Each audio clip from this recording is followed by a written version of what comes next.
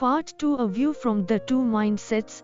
To give you a better sense of how the two mindsets work, imagine, as vividly as you can, that you are a young adult having a really bad day.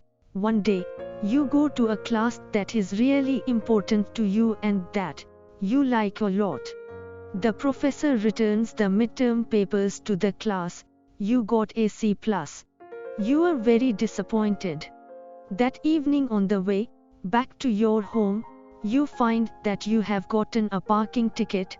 Being really frustrated, you call your best friend to share your experience but are sort of brushed off. What would you think? What would you feel? What would you do? When I asked people with the fixed mindset, this is what they said: I'd feel like a reject. I'm a total failure. I'm an idiot. I'm a loser. I'd feel worthless and dumb. Everyone's better than me. I'm slime. In other words, they would see what happened as a direct measure of their competence and worth. This is what they would think about their lives. My life is pitiful. I have no life. Somebody upstairs doesn't like me. The world is out to get me. Someone is out to destroy me. Nobody loves me. Everybody hates me. Life is unfair and all efforts are useless. Life stinks. I'm stupid. Nothing good ever happens to me. I'm the most unlucky person on this earth. Excuse me, was there death and destruction, or just a grade, a ticket, and a bad phone call? Are these just people with low self-esteem? Or card-carrying pessimists? No. When they aren't coping with failure, they feel just as worthy and optimistic, and bright and attractive, as people with the growth mindset. So how would they cope? I wouldn't bother to put so much time and effort into doing well in anything. In other words, don't let anyone measure you. Again, do nothing. Stay in bed. Get drunk. Eat. Yell at someone if I get a chance to. Eat chocolate. Listen to music and pout. Go into my closet and sit there. Pick a fight with somebody. Cry. Break something. What is there to do? What is there to do? You know, when I wrote the vignette, I intentionally made the grade a C+, not an F. It was a midterm rather than a final. It was a parking ticket, not a car wreck. They were sort of brushed off, not rejected outright.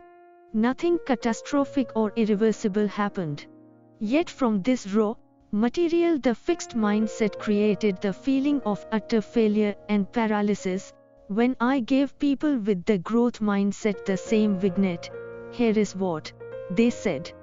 They would think, I need to try harder in class, be more careful when parking the car, and wonder if my friend had a bad day.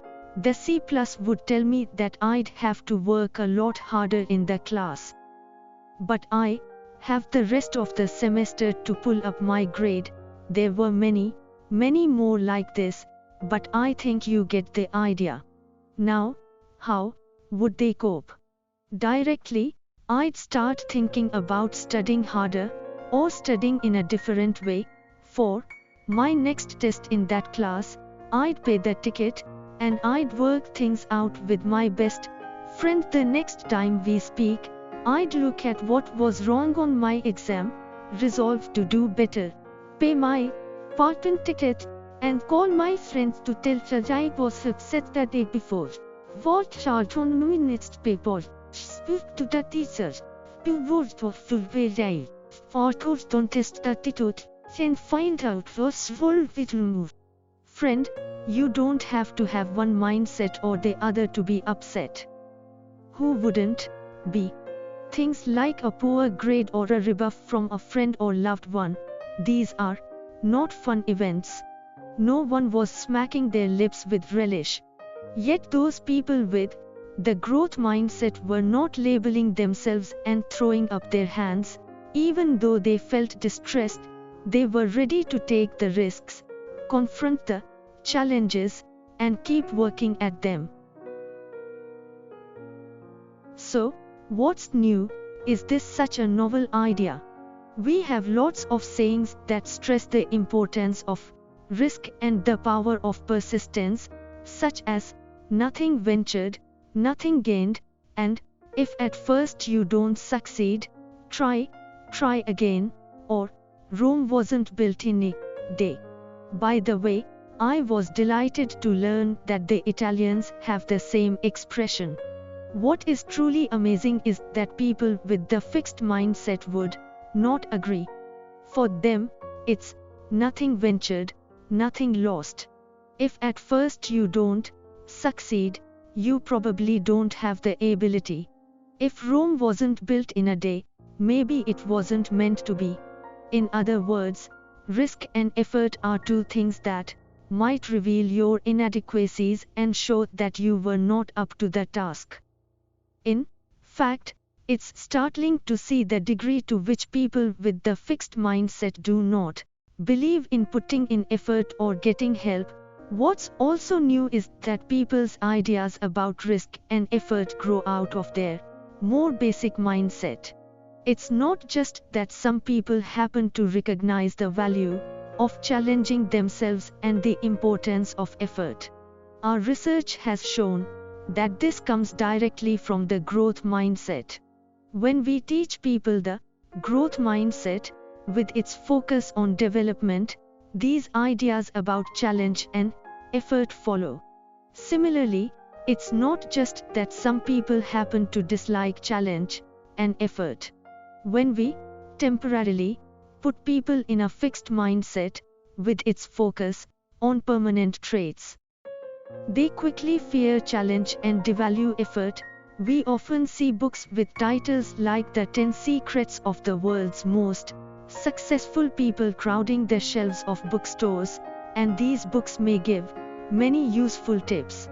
But they are usually a list of unconnected pointers, like, take more risks, or believe in yourself. While you are left admiring people who can do that, it's never clear how these things fit together or how you could ever become that way. So you are inspired for a few days, but basically the world's most successful people still have their secrets. Instead, as you begin to understand the fixed and growth mindsets, you will see exactly how one thing leads to another, how a belief that your qualities are carved in stone leads to a host of thoughts and actions, and how a belief that your qualities can be cultivated leads to a host of different thoughts and actions, taking you down an entirely different route. It's what we psychologists call an aha experience. Not only have I seen this in my research when we teach people a new mindset, but I get letters all the time from people who have read my work. They recognize themselves. As I read your article, I literally found myself saying over and over again, "This is me. This is me." They see the connections. Your article completely blew me away. I felt I had discovered the secret of the universe. They feel their mindsets reorienting. I can certainly report a kind of personal revolution happening in my own thinking, and this is an exciting feeling. And they can put this new thinking into practice for themselves and others. Your work has allowed me to transform my work with children and see education through a different lens, or I just wanted to let you know what an impact, on a personal and practical level, your outstanding research has had for hundreds of students. I get lots of these letters from coaches and business leaders, too. Self-insight. WHO has accurate views of their assets and limitations. Well, maybe the people with the growth mindset don't think they are Einstein or Beethoven, but aren't they more likely to have inflated views of their abilities, and try for things they are not capable of. In fact, studies show that people are terrible at estimating their abilities. Recently, we set out to see who is most likely to do this. Sure, we found that people greatly misestimated their performance and their ability. But it was those with the fixed mindset who accounted for almost all the inaccuracy. The people with the growth mindset were amazingly accurate. When you think about it, this makes sense. If, like those with the growth mindset, you believe you can develop yourself, then you are open to accurate information about your current abilities, even if it's unflattering.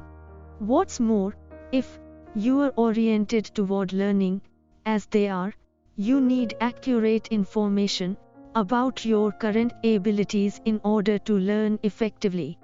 However, if everything is either good news or bad news about your precious traits, as it is with fixed mindset people, distortion almost inevitably enters the picture.